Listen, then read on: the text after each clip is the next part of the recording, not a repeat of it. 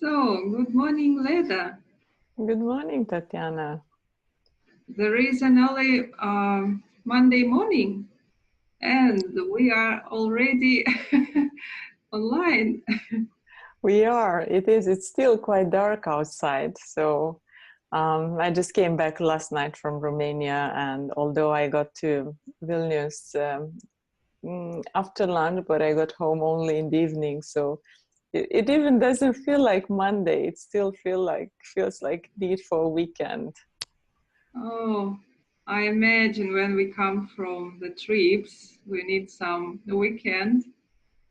So Yes.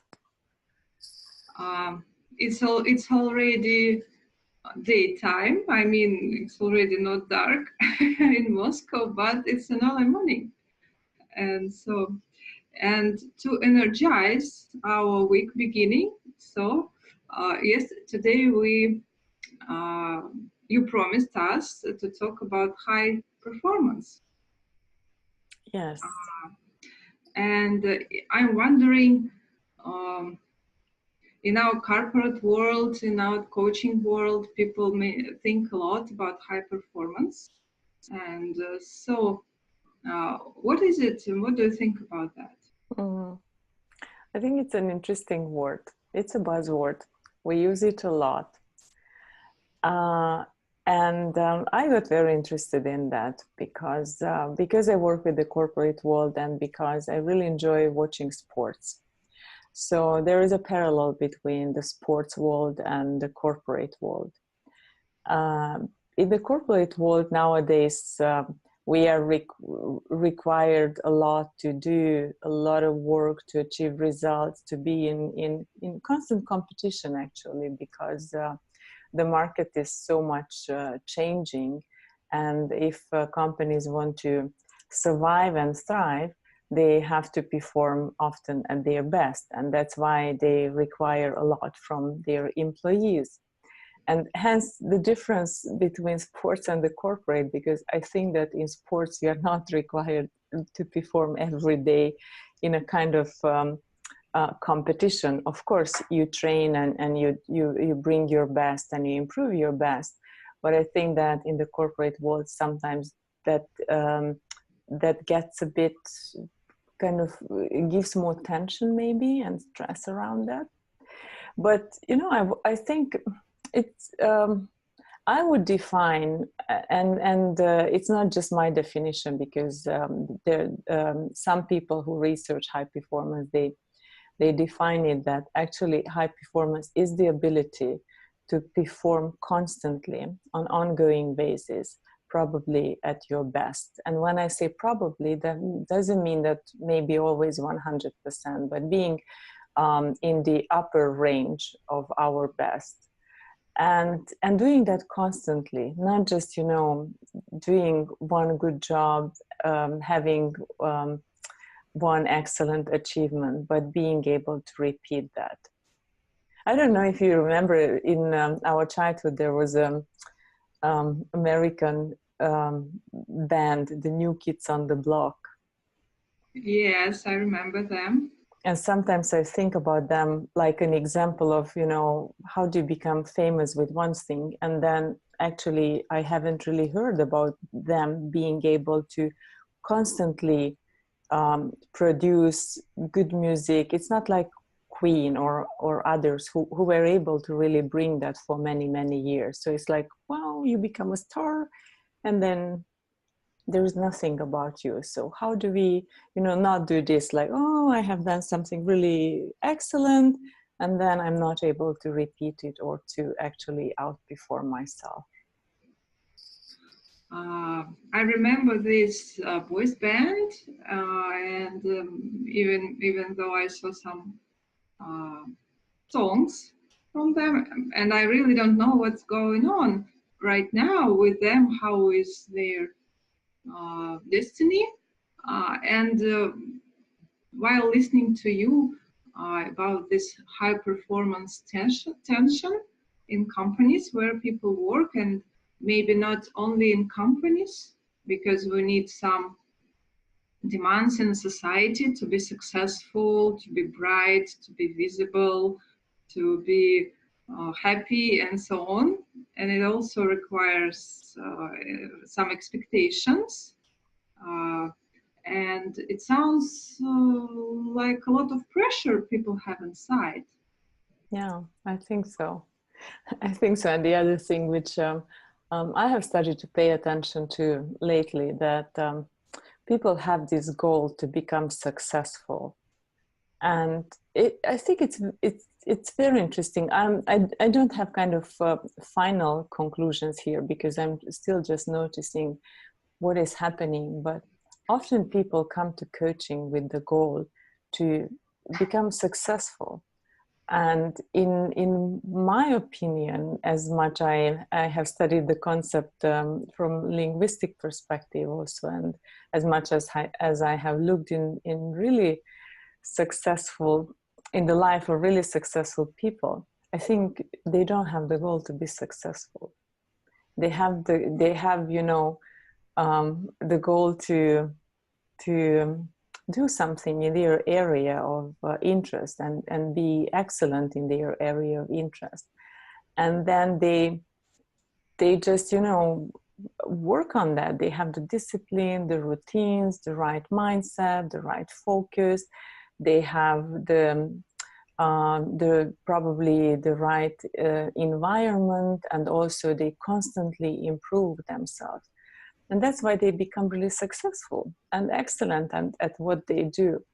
But their primary goal is not, that I want to be successful, but because we enjoy something about them, and I think we respect them, and often maybe we even envy them because they are so known, successful, impactful. From the outside, it looks like they have a good life. Yes, it's not always true from the inside for some of them. And therefore we want to be successful. And as you said, that puts a big pressure on us. And this is also interesting in sports, because going back to the high performance research, what we notice in sports, that actually there is a huge difference between those sports people who want to win at any price, and that's their solely purpose, to be a champion, to be number one. They do experience a lot of stress. They do experience a lot of failure, and they might even not able to repeat their success. While there are other people who have a different mindset. They also want to be the best, to be first, but not that is not the solely goal. They really want to be good at what they do. They really want to kind of understand their own personal potential, performance, and limits. So they have also process goals, not just end goals, like those who just want to be first. They are not in constant competition with the others, although they are, but they are more like thinking about, okay, so how can I do this the best I can? And they focus a lot on improvement. They focus a lot on having the right psychological state, on actually knowing themselves. What is the state in which I can perform the best? And they take more care of themselves. And that doesn't take up, so because they don't constantly compete with others, and their win is not to kind of just solely just be better than others, but to constantly improve themselves and constantly try to achieve this my best, my flow. That's why they seem to be probably better. That's why they seem to experience less stress, and they seem to bounce back easier if they are not number one, if they are number two or number three. So they don't lose so easily their motivation, because their success is not about championship or number one. That's part of it, but that is not the only one success for them. Does that make sense?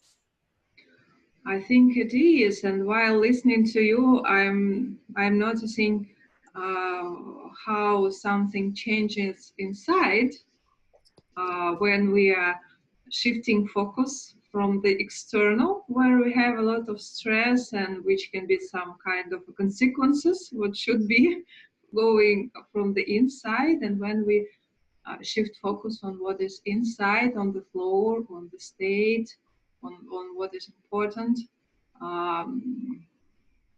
how I begin to feel more connected with myself when we talk about that. And it really makes great sense. So my next question is, how does it connect with the coaching? Well, it does connect in different ways. First, I think that we coaches, so the whole coaching process is right for producing high performance. Because what we work with, we always set goals, and often we do not set, or we should not set just end goals, but also developmental goals. It's really encouraging our clients to see a better version of themselves, and not to just focus on solutions, but focus also on the learnings, on the development. And not just that skill set, but also what is the mindset we need to have. Because often, and again, that is visible in sports, probably you have seen many times that really high performers cannot get through the psychological obstacles sometimes. And they lose or they fail just because, they are under very high stress and they're not able to work with their own personal mind. So I think in coaching, when we do really good, high quality coaching, we work with that kind of mindset of what is the internal program, the underlying, sometimes even, we are not even conscious about what beliefs we hold about ourselves. What is the story we have, and what would we need to rewrite in the story to actually be able to access more those states, or to access that knowledge or encouragement or those possibilities which we could have.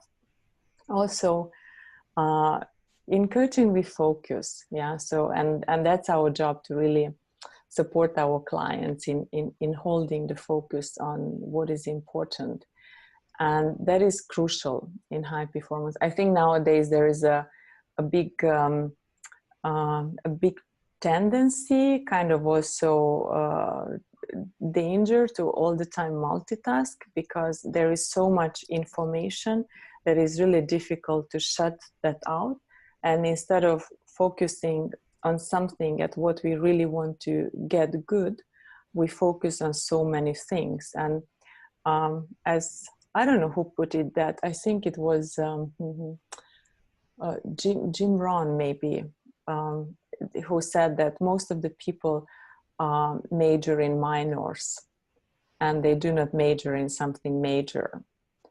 If you take, at the universities, you have a major subject and you have a minor, and you focus a lot on the major. And he says that a lot of people do not have a major subject, but they do have a lot of maybe not so essential things that they cannot choose. Then I think there is something around also inviting accountability and discipline, setting the right routines, and making sure that our clients are always resourceful. And what's also really interesting and crucial, that what the studies found about how high performers, that they rest a lot. That even there are even numbers that, if we have this magical number that you need to have 10,000 hours of practice in something to be really good. And there is quite a lot of research, and they still state that this is valid, even if some people try to disprove it. But also research done by a guy whose name is very similar like your school's. His name is Erickson. He found out that actually high performers have a routine to rest, and if they like practice for 10,000 hours, a ratio would be that I think they rest around, I don't remember now, 12,000 or 18,000 hours for 10,000 hours of practice. And this is not just the night sleep. This is the daily rest of how they kind of meditate, nap, they go for a walk, they do something which really relaxes them. And I think that in good coaching, we have to focus on that as well, not just on driving the performance. And by the way, there is a new book, which I don't know if probably it is translated also to Russian language. It has been translated to many small languages. It's by Daniel Pink, The When. Have you heard about that? I'm not sure, but I hope you will write me these books, and we will share the name of them with our listeners, and they will read it in Russian or maybe in English if we don't have the translation. Yeah, it's a very interesting book because it's based on a lot of big data, and it talks about we are not during the day. It does matter when you do what during the day, because you cannot access all the time your full potential, your highest energies. And you need to know when you need to do the work where you need the most probably mental resources, because we do a lot of mental work nowadays in the corporate world. Then you need to know when is your valley, when you have this kind of valley, when your energy and your mental abilities completely drop, which is absolutely natural for everyone. And when do you have a so-called rebounds, when your energy goes higher, but still it's not the same like your highest energy. And how do you plan your day in a way that you actually, you do your most important work when your mental ability is the highest, then you do emails and everything else when you are in this rebound period. And how do you rest when you are in the valley? Because that's crucial. And then we don't do, because I think there is the myth about high performance that you have to constantly work and then you can perform.